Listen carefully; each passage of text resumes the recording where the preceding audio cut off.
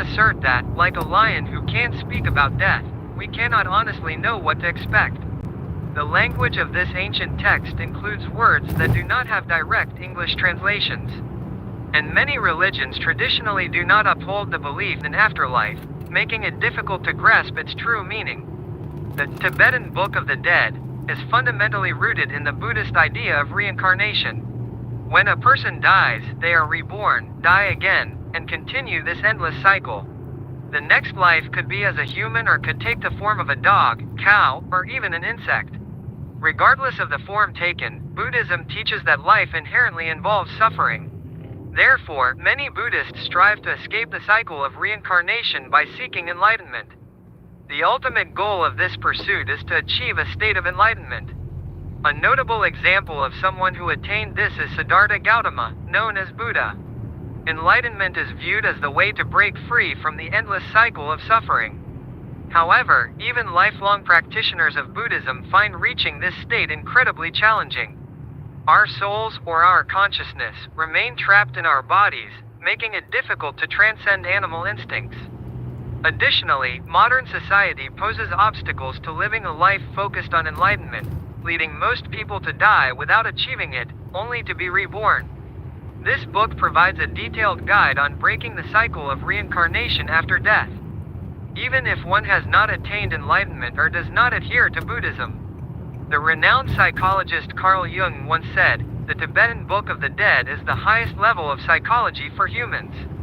From the first sentence, the book invites us to recognize that the creator of all things exists within us.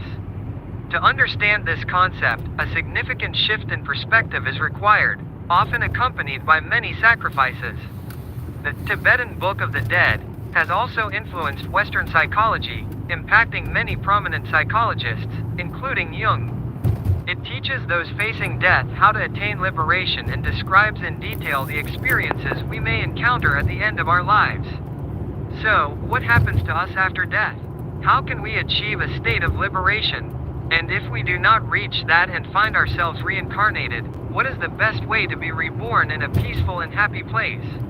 I will share insights about death and the afterlife through the teachings of the Tibetan Book of the Dead. The project titled Mystery Stories to Listen to Before Sleep will explore all the secrets of the afterlife. Based on the Tibetan Book of the Dead, published by Jung Sin Jong Sa. 1. Padmasambhava. The individual we refer to as the Buddha is Siddhartha Gautama, the founder of Buddhism. He was born around 560 BC and is believed to have died around 480 BC at 80. Before the end of his human life, he told his disciples, "After I die, I will be reborn as Padmasambhava." In the 8th century, a king named Indrabuddha was in the Danakosha kingdom in Uddiyana. He had a son with one of his queens. However, the child died shortly after birth. The kingdom suffered a devastating drought during this time, and the king lamented his misfortune. As time passed, the king became increasingly despondent and ventured to a remote island. There, he encountered a young boy, appearing to be about 8 years old, sitting on a lotus flower and radiating a glowing light. The king asked, "Where are your parents?" The boy replied, "My father is Myungji, and my mother is Biop Gai Bo Hyon Nyeo." He claimed to be the reincarnation of Amitabha Buddha, birthed from the lotus. The king immediately recognized the boy as a Buddha reincarnate, and brought him to the palace to raise him as his son. This child became known as Padmasambhava, meaning born from the lotus. Choosing to relinquish the throne, Padmasambhava became a monk at a young age.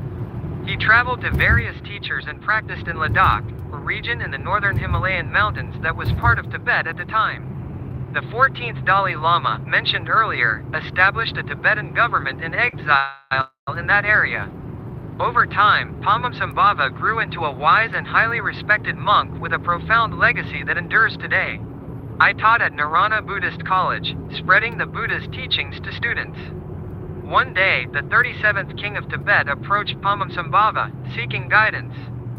Subsequently, Padmasambhava returned to Tibet and began disseminating Buddhism throughout the region, marking the inception of Tibetan Buddhism. To this day, Tibet is recognized as a land rich in Buddhist tradition. Just as Bodhidharma introduced Buddhism from India to China, Padmasambhava is a legendary and essential figure in Tibetan Buddhism and its culture. Not only did he train disciples, but he also authored 108 scriptures filled with truths and teachings in the mountains before his passing. He refrained from sharing these texts or revealing their locations. Before he died, he left behind a message about his scriptures: when a bird made of iron flies, and a silent cart rolls by, the spirit of Tibet will spread across the world. In 600 years, my disciples will know the right time. They're going to find these scriptures one by one. We can interpret a bird made of metal to mean airplane and a silent carriage to refer to a car. Padmasambhava indicated that approximately 600 years after his death, the texts he authored would gradually be discovered, although the time for that was not then. He wrote these texts in the 8th century, when Buddhism began to face persecution, leading to the burning of many Buddhist scriptures. Foreseeing this, he concealed all his writings in a cave. As he predicted, precisely 600 years later, in the 14th century, his texts began to be uncovered. Today, I will introduce one of these essential texts, the Tibetan Book of the Dead.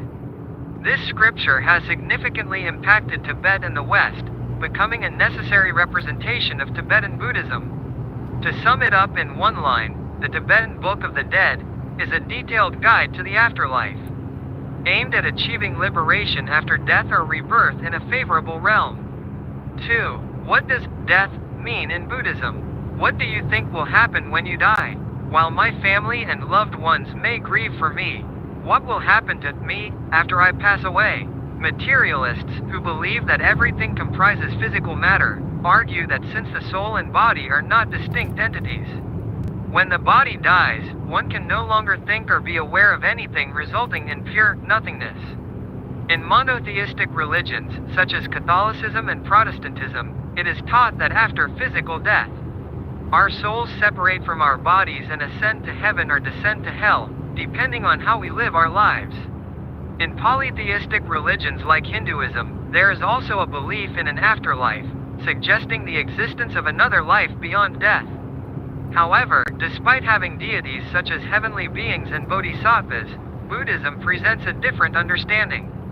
Buddhism is not strictly monotheistic or polytheistic, it focuses more on universal truths and the pursuit of enlightenment, with the ultimate goal being liberation, which is not easy to achieve.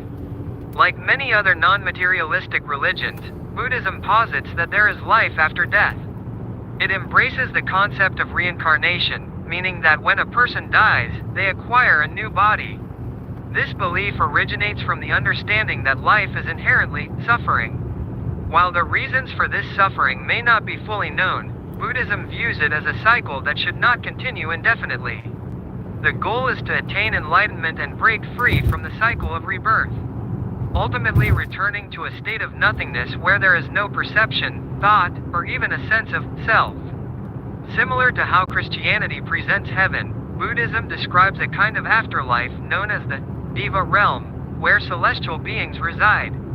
However, Buddhism teaches that even being reborn in this realm should be cautiously approached and is not the ultimate goal. As I mentioned, the goal is to break the cycle of reincarnation altogether.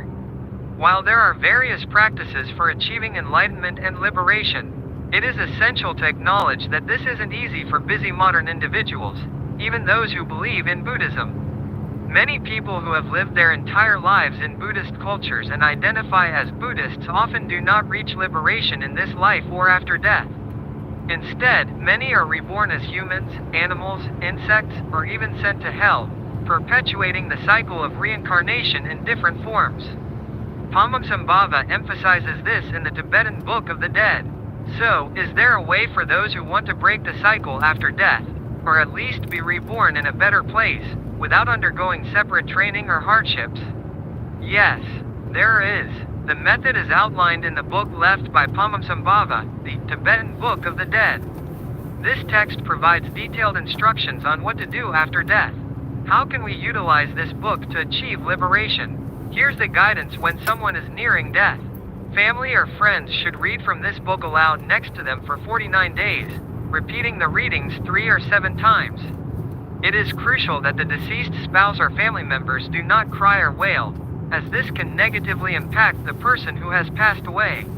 Additionally, those present should avoid touching the body to prevent confusion for the deceased. The key is for the deceased to focus on the guidance from the readings. If no one is reading beside the individual's bed or chair, believing their spirit is still listening, it may hinder the process. Next, let's simplify the content of the book. The Tibetan Book of the Dead explains that our consciousness separates from the body when a person dies. For approximately 49 days, we wander through a state known as the bardo, which is an intermediate realm. The tradition of observing 49 days after death stems from this concept. The Tibetan Book of the Dead states that this 49-day period is our only chance for liberation. The original title of the Tibetan Book of the Dead is Bardo Thodol, and Tibetans refer to it as a great book that allows one to attain liberation through hearing and understanding it in the bardo. After we die, we experience 3 realms: 1. Chikai Bardo 2, Choni Bardo 3, Sidpa Bardo. Bardo means intermediate state. We stay in the first realm, Chikai Bardo, for 3 days, then in the second realm, Choni Bardo, for 14 days. And finally, we spend 32 days in the last sphere, Sidpa Bardo. During these 49 days, our physical body is already decomposing, while our family and friends read from the Tibetan Book of the Dead, and we must seize this opportunity for liberation. Just before we stop breathing, we experience intense pain as our bodies begin to break down. And it is at this moment that we first encounter what is referred to as the clear light. This phenomenon is known as Jingwangmyeong. It occurs in the first of the 3 realms discussed earlier, termed Chikai Bardo. This moment is said to present the best opportunity for enlightenment. The feeling in Chikai Bardo resembles that of dreaming, and much like how most people are unaware they are dreaming, those who are approaching death often do not recognize that they are dying. As a result, many miss their chance to be liberated during Chikai Bardo. The text conveys, "Oh, noble one, the moment has come for you to find the path back to the source of existence. Your breath is about to stop. Now, you will experience the light of the afterlife's first stage. Everything in this moment is like a clear, cloudless sky. Pure and unblemished, your mind is like a transparent void with no center or edges. In this moment, come to know your true self. Stay in the light. Realize that your empty heart is Buddha. When you understand that this is your true consciousness, you will remain in the state of a Buddha's mind. Simply put, the light you see when nearing death is akin to your mind. And recognizing that both light and mind, along with everything we perceive, are ultimately empty space is crucial. Acknowledging this truth during the moment of death can guide you toward liberation. However, many people, much like in a dream, miss their first opportunity for enlightenment at this time. This occurs because the dying individual may still see and hear, so they fail to realize they are passing away. If family or friends read from the Tibetan Book of the Dead or a monk performs a ritual called Phoa, it can significantly impact this process. It is said that one can help someone on the brink of death achieve liberation through these means. The Phoa ceremony is a ritual separating the body and consciousness, a traditional practice passed down through Buddhism over the centuries. Only a few highly esteemed monks are qualified to perform this ceremony. Consequently, when a monk is unavailable to conduct Phoa, most people miss their chance for liberation in the first realm after death, known as Chikai Bardo. Once this moment passes, the consciousness separates from the body and transitions to the second realm, called Choeni Bardo. Here, the experience is quite astonishing. The deceased can see themselves dressed in burial clothes and hear their friends and family grieving. In simpler terms, it's like watching their funeral from a third-person perspective. They are also said to perceive the subtle emotions of those attending, and often, feelings of anger arise towards relatives and religious figures conducting the ceremony. Some people experience a deep sense of reverence or genuine sadness at funerals, while others may want to rush through the process, almost zoning out. The Tibetan Book of the Dead acknowledges this range of emotions, suggesting that humans naturally react differently, and that the ultimate goal is enlightenment. Therefore, one shouldn't become angry or overly worried about these feelings. Interestingly, the deceased begins to experience visions from the moment of death. The nature of these visions varies based on one's background, shaped by the environment the person grew up in and their past experiences, beliefs, and actions, all of which are tied to their karma. For instance, someone raised in a Protestant culture might see angels or demons, while a person with a troubled past might confront more terrifying visions relevant to their karma. The Tibetan Book of the Dead states, "O noble one, you will experience 3 states: the afterlife at the moment of death, the afterlife where you experience the source of existence, and the afterlife where you wish for rebirth." These 3 phases are Chike, Choni, and the Sidpa Bardo. During the first phase, Chike, the deceased experiences the afterlife at death. A clear light from the source of existence appears, but they may struggle to grasp it. Fear and dread may arise in the Choni Bardo, which lasts for 14 days. You should remind yourself, "I will set aside all fear, dread, and surprise towards the illusions. Whatever visions appear, I will realize they come from my mind." In simpler terms, anything seen during the Choni Bardo is a false illusion created by the mind, influenced by life experiences. On the first day of this second world, you will encounter the God of Peace, as described in the text. The first visible deity will radiate from his chest, with a transparent, majestic, and dazzling light illuminating the great wisdom of the truth's realm. This light is intensely blue, so bright that you can't look at it directly. In that moment, you may feel fear and dread because of your negative karma and want to flee from that light. Instead, you might be drawn to a dark white light flowing from the celestial realm. The blue light represents the peaceful deity, the Buddha. During this time, the Buddha appears alongside various guardian deities. However, the lion, representing you, feels frightened by the brightness of the light. Behind the lion is another light, the dark white light. Instead of being attracted to the Buddha's blue light, you might instinctively gravitate towards the white light behind you. Nevertheless, the lion is encouraged to enter the Buddha's blue light rather than the white one. If you do so, you can break the cycle of rebirth and attain the state of Buddha. The text warns that you must recognize that the Buddha, the blue light, and the dark white light are all illusions. But most people say they can't reach enlightenment here because of the karma they've built up. More deities keep appearing before the lion on the second and third days of the Choni Bardo. These gods shine brightly, offering the chance to take refuge in them, but the lion is overwhelmed by fear and chooses the dark light behind him instead. By the 7th day, the gods get angry. From the 8th day until the last day of the Choni Bardo on the 14th, the lion sees the angry gods. These angry gods are way scarier than the peaceful ones he met before. He witnesses 58 furious gods engulfed in flames, drinking from the lion's X and cutting off people's heads. The gods unleash a blinding fire, glaring at the lion with wide eyes. Their eyebrows tremble like lightning, and their teeth clash together, sparkling. The angry gods emit booming sounds like "Arara" or "Yuhaha" and whistle sharply. The book describes it all. Don't be surprised. These are just the gods of peace who have changed their appearance. This is just an illusion of your mind, they don't exist. So, the lion spends 14 days in the Chonian Bardo, unable to reach enlightenment, and ends up moving on to the third world, the Sidpa Bardo. As time goes on, the chances of achieving enlightenment get slimmer. Not reaching enlightenment means you're getting ready for reincarnation. Here, the lion feels like it's being pulled down increasingly, and that's how the Sidpa Bardo begins.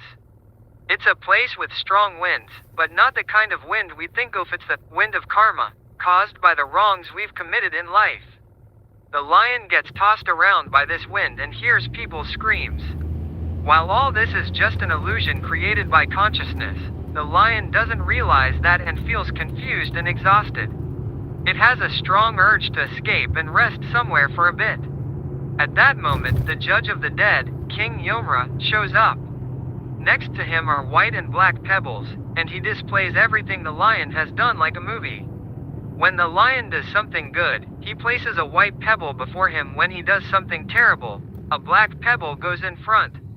It's all about weighing the lion's good deeds against his bad ones. The lion is shocked and says, "I didn't do that much wrong," making a sad excuse. Then, one of the angry enforcers of the King of Death says, "I will put a rope around your neck and drag you along." At this point, the enforcer does unspeakably cruel things to the lion's body. But then he adds, "But you can't die. Even if your body is torn apart, you will come back to life. Don't be afraid of the King of Death. Your body is originally empty, so there's no need to be scared. The King of Death is just an illusion you created." The Book of the Lion reminds us that everything is empty and that what we see and hear is an illusion. At this point, the lion begins to miss its physical body, having endured a long and difficult journey over the past month. However, the lion's original body has already decayed, creating a strong desire for a new body. The lion thinks, "Oh, how unfortunate. If only I could get anybody." Once King Yama's judgment is complete, 6 lights appear. These lights represent the cycle of rebirth, also known as the Wheel of Dharma. The lion's path to being reborn splits into 6 different directions, and now it's your turn to choose a light instinctively. Here are your options: 1. Dark white light 2, dark green light 3, dark yellow light 4, dark blue light 5, dark red light 6, gray light. Have you picked one? Depending on your chosen light, I can tell you where you'll be reborn. 1. If you chose the dark white light, you will be reborn in the heavenly realm where the celestial beings reside. 2. Choosing the dark green light means you will be reincarnated in a realm of dark green giants. 3. The dark yellow light signifies that you will be born back into the human world. 4. If you select the dark blue light, you might return as animals like dogs, cows, or horses. 5. The dark red light may lead you to the ghostly realm, where dark red spirits dwell. 6. Choosing the gray light could result in finding yourself in a gray hell. While the lion has a choice among these 6 lights, it's important to note that it doesn't have complete free will. The lion is drawn to one color based on its karma. However, it might still reach the heavenly realm if it lives a good life and accumulates good deeds. Nevertheless, reincarnation is a continuous cycle. The Book of the Lion advises against entering the human realm before achieving enlightenment. Even in the heavenly realm, life has its limits, and this new body will eventually perish. The book warns strongly against being reborn as an animal or in the ghost realm, as those who find themselves in either will struggle to achieve enlightenment and may wander in that state for an extended period. Nonetheless, the book mentions there is still one last chance for liberation. The lion must begin deep meditation immediately. During this meditation, it should visualize the form of the deity it believes in. If it has no religious affiliation, it should contemplate itself. The lion is then advised to dissolve the form it has envisioned slowly. Once that form completely melts away, it enters a void state.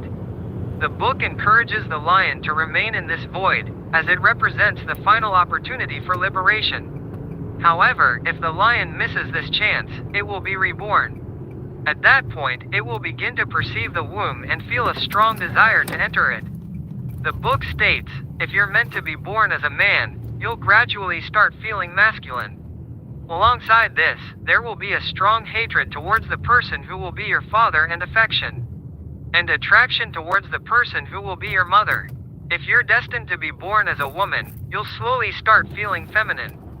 You will experience a strong hatred towards your mother and a deep affection and attraction towards your father. You'll experience ultimate joy and may faint into unconsciousness in that state. Later, you'll realize you found yourself trapped in a fetal position. At this point, the lion sees 9 specific scenes, and depending on which one you choose, it will determine your rebirth. Let's explore them together. 1. A lake with swans floating on it. 2. A big, beautiful building. 3. A lake where horses are grazing. 4. A lush lake where cows are grazing. 5. A temple or mansion surrounded by jewels. 6. A stunning forest or flames swirling in different directions. 7. A rocky cave with deep holes and mist. 8. A desolate plain, cave, jungle, or ruined forest. 9. The sound of a wailing song, a gloomy land, and black and white buildings. Have you made your choice? Based on your selection, I'll tell you where you'll be reincarnated. 1. A lake with swans. You'll be reborn in the eastern continent. It's a peaceful and happy place, but it's said to lack the teachings of truth. 2. A big, beautiful building. You're born in the southern world, a place called Jambu, which is said to be part of our current world. It's considered acceptable to go there because wisdom can be found. 3. A lake where horses are grazing. You're born west of this lake, in a wealthy place where cows are treated as currency. However, it's a place devoid of truth or teachings, making visiting unwise. 4. A lake filled with lush trees where cows graze. Here, you're born in the northern continent. People live long, happy lives, but once again, there's no wisdom available, so it's not a place to visit. 5. A heavenly realm surrounded by temples or mansions adorned with jewels. You're reborn in this beautiful place where celestial beings reside. Since you're being reincarnated, you can choose if you want to go there. 6. A stunning